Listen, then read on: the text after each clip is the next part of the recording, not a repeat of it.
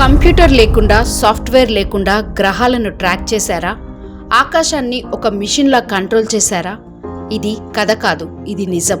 మరియు దానికి live proof ఇంకా మన దేశంలోనే ఉంది. ఒక్కసారి ఆలోచించండి. ఈ రోజు మనం ప్లానెట్స్ పొజిషన్ తెలుసుకోవడానికి యాప్స్, శాటిలైట్స్, నాసా డాటా వాడుతున్నాం. కానీ వేల సంవత్సరాల క్రితం ప్రాచీన భారతీయులు ఆకాశాన్ని చూసి కేవలం ఊహించలేదు, దాన్ని లెక్కించారు. ఎలా?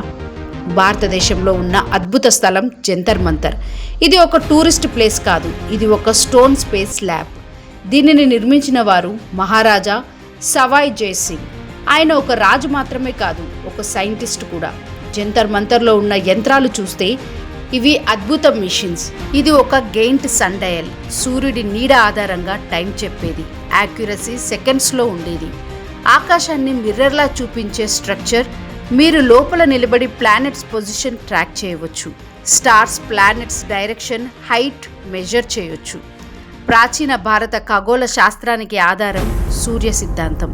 ఈ గ్రంథంలో గ్రహాల గమనాలు, గ్రహణాల లెక్కలు, భూమి గుండ్రంగా ఉందనే భావన, ఇవన్నీ మెకానికల్ ఫార్ములాస్తో ఎక్స్ప్లెయిన్ చేశారు.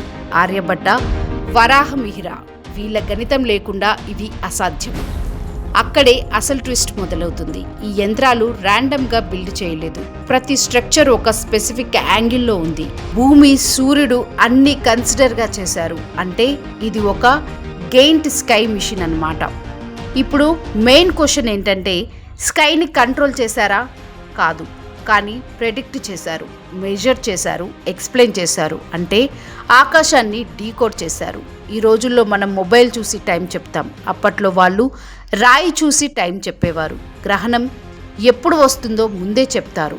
ప్లానెట్స్ ఎక్కడ ఉంటాయో లెక్క పెడతారు. సాఫ్ట్వేర్ లేదు, కానీ సిస్టమ్ ఉంది. ఆకాశాన్ని చూసి ఆశ్చర్యపోయిన వాళ్ళు కాదు మన పూర్వీకులు, ఆకాశాన్ని లెక్కించిన వాళ్ళు. లేటెస్ట్ న్యూస్ అప్డేట్స్ కోసం డిస్క్రిప్షన్లో ఉన్న న్యూస్ ఆన్ ఫేస్ వాట్సాప్ ఛానల్ని ఫాలో అవ్వండి.